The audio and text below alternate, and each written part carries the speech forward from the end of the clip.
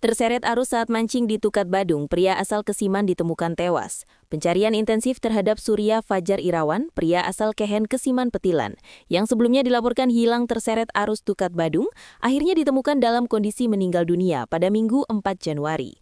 Korban diketahui terseret arus sungai di kawasan Jalan Hasanuddin Denpasar saat sedang memancing pada Jumat 2 Januari.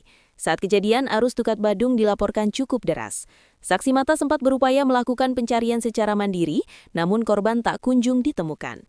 Basarnas Denpasar langsung menggerahkan 10 personil inti yang didukung puluhan personil dari berbagai instansi dan relawan. Pada hari kedua pencarian, jasad korban akhirnya ditemukan terhimpit di dalam gorong-gorong, tepat di sekitar lokasi awal korban dilaporkan hilang. Temuan awal tersebut diketahui setelah keluarga korban yang melakukan pencarian mandiri melihat bagian tubuh korban. Jasad Surya Fajar Irawan berhasil dievakuasi dan selanjutnya dibawa ke Rumah Sakit Prof. Ngurah, Denpasar, menggunakan ambulans BPBD Kota Denpasar. Atas kerja keras seluruh pihak, Juni Antara menyampaikan apresiasi dan ucapan terima kasih. Dengan ditemukannya korban pada hari kedua pencarian, operasi pencarian dan pertolongan resmi dinyatakan dihentikan.